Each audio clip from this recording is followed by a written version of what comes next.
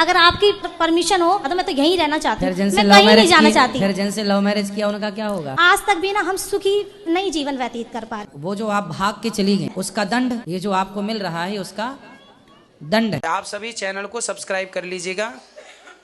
जो भी यूट्यूब पर देख रहे हैं चैनल को सब्सक्राइब कर लीजिए और शेयर कीजिएगा। तो राधे राधे दोस्तों, स्वागत है आपका हमारे YouTube channel reaction by Usha में। तो बात करेंगे हम आज ऐसी स्त्री की जो कि पंडाल में आती है और कहती है गुरुजी हमने लव मैरिज शादी की है, 14 साल हो गए हमारी शादी को, लेकिन हमारे पति का हमारे प्रति व्यवहार अच्छा नहीं है। तो आइए देखते हैं कि गुरुजी इस विषय में क्या समझाते हैं। बने रहिए वीडियो के अंत तक। जी राधे राधे जी। मेरा नाम ज्योति है और मैं बल्लमगढ़ से आई हूँ। मेरा एक सवाल है कि जब भी कई बार ऐसा होता है कि मेरे साथ ना मुझे मतलब कुछ होने वाला होता है ना, तो पहले से मेरे माइंड में वो चीज़ रात को ही दिखाई दे जाती है। जैसे ही हाल ही में अभी ना पिछले महीने में नवंबर में एक हमारे सामने ही पड़ोसी है, वो ख़त्म होने वाले थे और रात को मैंने सपने में देखा कि मेरा पति मुझे पाकिस्तान ले गया और मैं वहाँ राम का नारा लगा रही हूँ, और जबकि वहाँ राम मंदिर है या नहीं मैं पाकिस्तान में नहीं की मुझे नहीं पता। अगले ही दिन मैं सुबह ही उठ के, मेरा बड़ा बेटा है 12 साल का, मैंने उसको बताया बेटा ऐसे ऐसे मुझे सपने में हुआ मेरे साथ। तो मेरे बेटा ने कहा मम्मी ऐसे ही आपको तो पता नहीं पापा ही पता नहीं घुमाने भी ले गए, तो कहाँ ले गए। उसने मजाक में बात टाल दी और दोपहर होते होते शायद 2:45 बजे हो गए, उस सामने वाला व्यक्ति खत्म हो गया बिल्कुल। हॉस्पिटल ले जाने से पहले वो उसने दम तोड़ दिया। उसके 2 दिन बाद फिर से ही मुझे वही आदमी, मरा हुआ आदमी बगल वाली छत पे बैठा हुआ दिखाई दिया और हंस रहा है। एक और औरत उसके साथ बैठी है, वो भी कुछ दिन पहले ही ख़त्म हुई थी।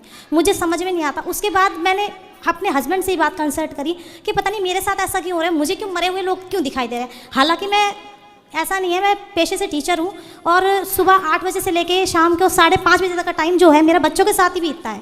पहले स्कूल जाती हूँ, 2:30 बजे तक स्कूल में रहती हूँ, उसके बाद मैं ट्यूशन पढ़ाती हूँ बच्चों को। 3 से 5:30 का मेरा ट्यूशन का टाइम है। और रात को जब मैं घर आती हूँ तो खाना पीना बनाती हूँ, जो काम करने अपने डेली यूज़ के वो मैं करके, और रात को सोने से 10 मिनट पहले मैं केवल आपका फ़ोन ऑन करती हूँ। हालांकि मुझे फ़ोन में ज़्यादा कुछ नहीं देखना आता, लेकिन मैं अपने हस्बैंड से वाईफाई ऑन करवा के आपका 10 मिनट 15 मिनट या आधा घंटा जो भी मुझे मिलता है भजन देखती हूँ, फिर मैं सो जाती हूँ। और ऐसा मेरे मन में कुछ मतलब कि किसी से ना मिलना जुलना ऐसा मेरा कुछ नहीं कॉन्टैक्ट रहता। और जब वो 2 आदमी मुझे बैठे हुए छत पे नजर आए, उसके तीसरे चौथे दिन फिर बगल में एक मौत हो गई। तो मुझे समझ में नहीं आ रहा कि मुझे मतलब कुछ ऐसा क्यों हो रहा है। और कल रात को ही मुझे ऐसा नज़र आया कि मेरे घर में ना तेल फैला हुआ है, पूरे घर में तेल फैला हुआ है। वो तेल किसने फैलाया मुझे नहीं पता, और मैं उसे समेट रही हूँ लेकिन वो मुझसे समेट भी नहीं रहा। मतलब इतना तेल वो कहाँ से आ गया, ये क्या चीज़ है। और एक प्रश्न मेरा ये है गुरुजी कि मेरी लव मैरिज हुई है, मैंने अपनी पसंद से शादी की है, लेकिन मेरी शादी के 14 साल हो गए, लेकिन मैंने अपने हस्बैंड को खुश रखने की हर तरीके से कोशिश करी, उनका पूरा साथ भी दिया, कमाने में रहने में जैसा उन्होंने चाहा वैसा मैं रही हूँ। जबकि मेरी शादी नहीं हुई थी तब तक मैं जींस टॉप पहनती थी, मैंने सूट कभी शरीर पे नहीं पहना था। लेकिन मैं इनके घर में आने के बाद जैसे इन्होंने कहा ना मेरे घर में ऐसे चलता है, मैं उनके अकॉर्डिंग ढल गई। लेकिन आज तक भी ना हम सुखी नहीं जीवन व्यतीत कर पा रहे। लव मैरिज है फिर भी मुझे नहीं पता क्या कारण है। और अब तो मेरा मन ऐसा करता है, मेरे 2 बेटा है, एक 12 साल का और अभी 6 साल का मेरे साथ आया। तो अब आप ये बताओ कि सारी लड़कियों को लव मैरिज करना चाहिए कि नहीं? नहीं करना चाहिए। मैं तो अपने बच्चों को बिल्कुल सलाह नहीं दूंगी, और मेरा बेटा भी यही कहता है कि मम्मी आप जो पसंद करोगे ना मैं वही। हालांकि दोनों ही अभी इतने छोटे हैं, बट फिर भी मेरा यही है कि अगर कोई लड़की घर में आए तो माँ बाप की परमिशन से ही आनी चाहिए। नहीं, ऐसा नहीं कि मैंने कहा नहीं था, मैंने अपने पेरेंट्स को बताया था, बट मेरे पेरेंट्स को वो पसंद नहीं थे, तो मेरे पास कोई ऑप्शन नहीं था उस टाइम। शायद कह सकते हैं कि उम्र थी या जो भी कुछ है। मतलब आपने लव मैरिज की, पर आप सलाह सबको ये देंगे कि लव मैरिज नहीं करना चाहिए? हाँ, नहीं करनी चाहिए, बिल्कुल नहीं करनी चाहिए। गलत है ये। हाँ, और लेकिन अब पता नहीं जब से ना मतलब 1-2 साल सा हुआ, अब तो मुझे ऐसा लगता है मतलब भजन कीर्तन अब मेरे गली वली में होता है ना, तो चाहे मैं 10 मिनट के लिए जाऊँ मैं जाती ज़रूर हूँ। और है ना मेरा मन बिल्कुल ऐसा लगता है सब कुछ छोड़ के और बस भगवान का नाम लूँ। अगर आपकी सलाह मतलब थोड़ी सी अगर परमिशन हो तो मुझे, हाँ भाई चाहे कोई जॉब दिलवा दो, कुछ भी दिलवा दो, मैं तो यहीं रहना चाहती हूँ, मैं कहीं नहीं जाना चाहती। फिर जिनसे लव मैरिज किया उनका क्या होगा? तो आप अगर प्रवचन अच्छे देंगे, उनके समझ में आ जाएगा तो वो भी भाग आएंगे। अभी तो उनको तो देखो, आप भगा के पहले भी ले जा चुकी हो, तो भगा के यहाँ ले आओ। हाँ, वही तो कह रही हूँ। हाँ, तो कुछ तो ऐसा करो गुरुजी, जब तो मैं आई हूँ आपके पास। एक बार उनको यहाँ ले आओ भगा के, चलो वृंदावन। और यहाँ यदि आ गए भाग के तो फिर यहाँ से बिहारी जी उनको कहीं भागने नहीं देंगे, पकड़ के रखेंगे। नहीं, मुझे कुछ समझ में नहीं आ रहा, ये जो पीछे की जो मुझे घटनाएं दिखाई देती है उसका क्या कारण है? उन लोगों से आपका किसी न किसी जन्म का कोई ना कोई संबंध था, कुछ ना कुछ कनेक्शन था। क्योंकि जो स्वप्न हम देखते हैं, मरा हुआ व्यक्ति किसी की मृत्यु देखते हैं तो उसकी आयु बढ़ जाती है, ऐसे ही सुना है मैंने। लेकिन जो मर ही गया वो मरा हुआ व्यक्ति दिख रहा है, तो उसके घर वालों से आप ये कह सकते हैं कि भाई तुम्हारे मरे हुए लोग हमें दिख रहे हैं, मतलब उनकी सदगति नहीं हुई, उनकी सदगति के लिए आप लोग कुछ प्रयास कीजिए। तो आप उनको ये हेल्प कर सकते हैं कि उनके परिजनों को बताएं कि भाई आपके पितरों की, आपके इनके लिए कोई पुण्य का कार्य कीजिए ताकि इनकी सदगति हो जाए। मरा हुआ व्यक्ति का दिखना ये है कि उसकी अभी सदगति नहीं हुई और वो आपसे चाह रहा है कि आप कुछ करो। आपका किसी जन्म में उससे कोई संबंध रहा होगा, आप उनकी बेटी रही होंगी या आप उनके माँ रही होंगी, कुछ किसी भी प्रकार का किसी जन्म में, सैकड़ों जन्म पहले भी पिछले। किसी जन्म में आपका कोई संबंध रहा होगा, इसलिए वो आपको सपने में दिखे। और ये जो और चीज़ें जो मुझे दिखाई देती है, इनका क्या कारण है? और क्या, जैसे तेल, जैसे तेल पूरे घर में फैला हुआ, मेरे ही घर में, और मैं समेट रही हूँ तो मुझसे सिमट नहीं रहा। हाँ। तो क्या कारण है इसका? तेल दिखना स्वप्न में ना, बहुत ज़्यादा अशुभ तो नहीं है ये सब चीज़ें, लेकिन बहुत ज़्यादा शुभ भी नहीं है। ठीक है, इन सब बातों पे ना जाएं।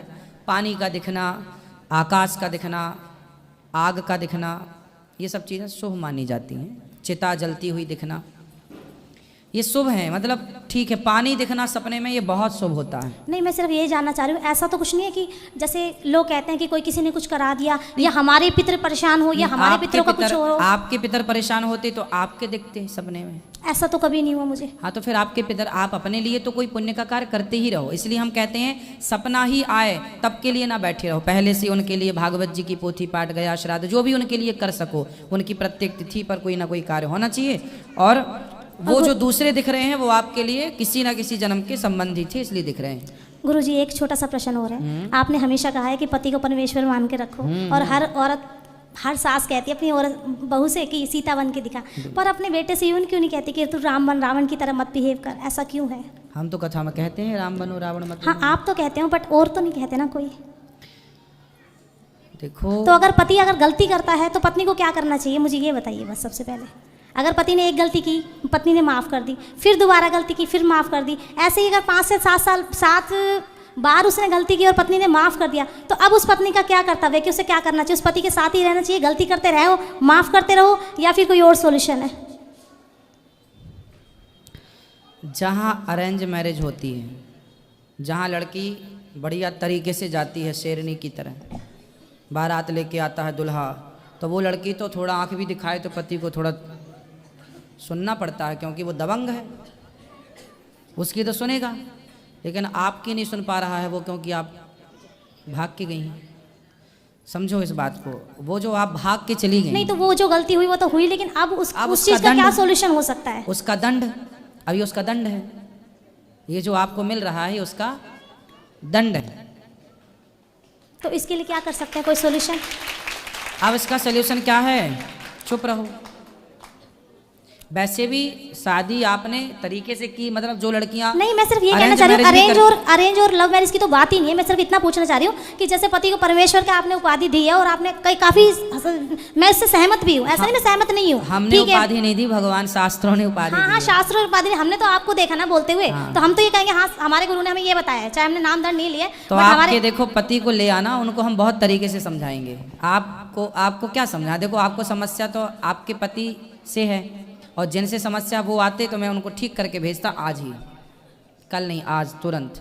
लेकिन आप ऐसा करिए कि आप पति की हर बात को, जो आपको गलत लगे, रिश्ते चलाने के मैं बहुत सारे फॉर्मूले देता हूँ, एक फॉर्मूला आपको दे रहा हूँ कि जो बात आपको पति की बात अच्छी ना लगे, उस बात को आप इग्नोर कर दो।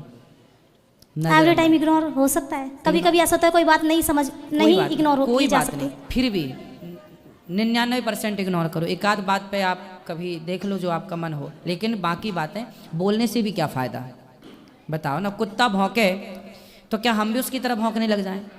एक तो ये है कि वो भौंक रहा है तो हम भी भौंके, एक तो ये है अरे कुत्ते ही तो हैं तो चलो आगे बढ़ो, कहाँ ध्यान देंगे? तो आगे बढ़ने में भलाई है। आगे बढ़ने में, रुकने में कहाँ रुक जाए? गंगा का पानी तो रुका हुआ गंगा का पानी भी गंदा हो जाता है, बहता हुआ पानी ही शुद्ध माना जाता है, इसलिए बहते रहो आगे की तरफ। थैंक यू सो मच गुरुजी, शांति से चलो। तो देखा दोस्तों, आज की वीडियो हमने पूरी स्टोरी उस स्त्री की देखी। जैसे कि उसने कहा कि गुरुजी हमारी शादी को, लव मैरिज को 14 साल हो गए, लेकिन अब हमारे पति का व्यवहार हमारे प्रति अच्छा नहीं है। हम चाहते हैं कि हमें अपने आश्रम में ही आप कोई जॉब दे दीजिए और हमें यहीं रख लीजिए, इस पर गुरुजी ने समझाया कि अगर तुमने माँ बाप की राजी से शादी की होती, अरेंज मैरिज की होती, तो शायद माँ बाप या पड़ोसी लोग भी आपके साथ खड़े होते, लेकिन आपने अपनी मर्जी से शादी की है तो उसके लिए आपको इसका भुगतान तो भुगतना ही पड़ेगा, और जैसा भी है आप उसी को निभाइए।